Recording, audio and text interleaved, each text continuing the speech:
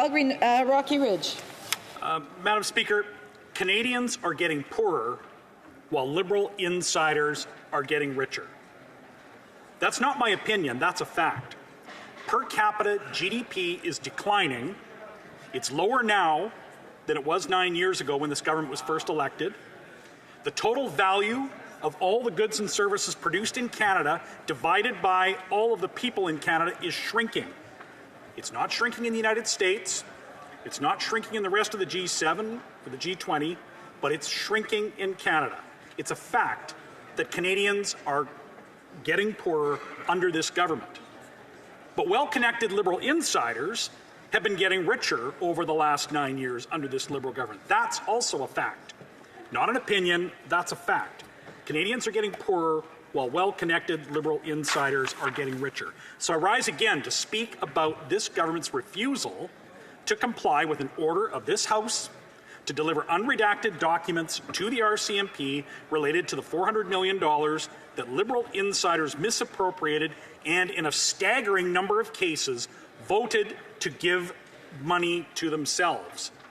It's true, Madam Speaker, that while we're debating Liberal corruption, we're no longer, we are not moving forward on solutions for Canadians like axing the tax, building the homes, fixing the budget, and stopping the crime. But if this government will continue and insist on acting in contempt of Parliament by ignoring a vote of Parliament, there can be no other business of Parliament. It's a matter of basic democratic accountability. So I continue to demand that this government comply with the order of Parliament and release the documents. And if they will not do so, to call an election. That way Canadians can decide whether or not these documents should be released and whether or not they should choose a common-sense Conservative government to axe the tax, build the homes, fix the budget, and stop the crime. But until then, we continue to debate this motion.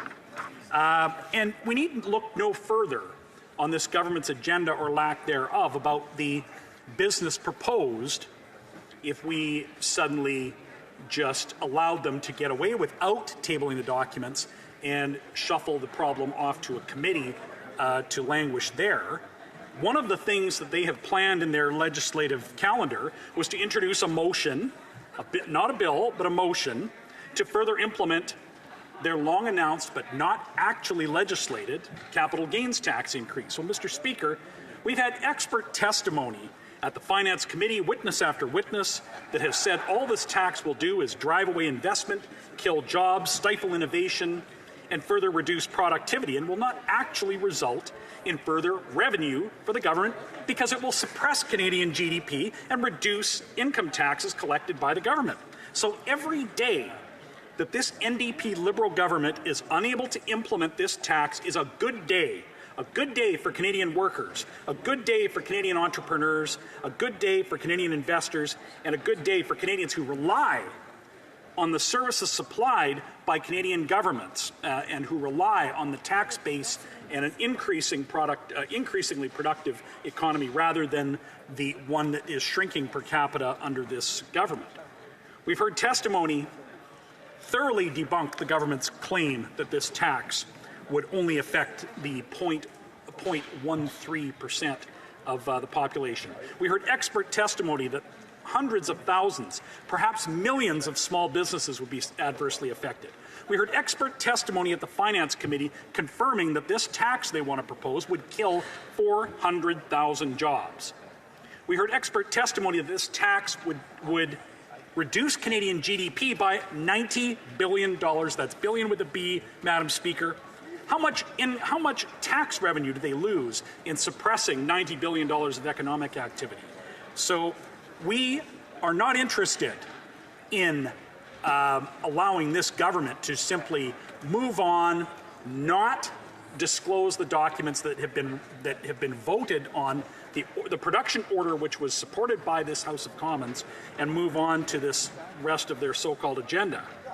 We've watched as the middle-class aspiration of home ownership has come to an end under this government. We've watched under this government how rents and mortgage payments have more than doubled. And under this government's watch, how tent cities have proliferated in every major city and town. So no, this government has had over 9 years to deal with Canada's problems, and they have only made things worse. So we're not going to keep debating, we are going to keep debating this motion until the government releases the documents to account for the $400 million that this government's friends squandered and gave to themselves. We know that this government won't fix the budget. We know that Liberal insiders voted to give money to their own companies right under the nose of the minister. Navdeep Bains went out of his way to appoint a new board of insiders, and then he sent his own senior staff to be present in the room when they voted to give themselves money. What kind of governance is this, Madam Speaker? It is amazing the level of mismanagement and lack of proper governance that took place under Navdeep Bains and also under the current minister.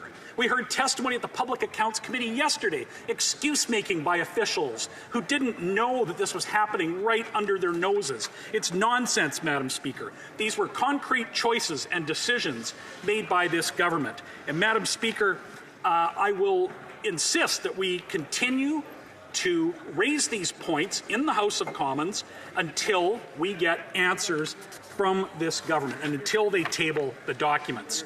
So we will continue with this, Madam Speaker, and I see that I'm running out of time before question period is going to begin. So I've got a minute or two. Well, I move, seconded by the member for Provencher, that the amendment be amended by adding the following.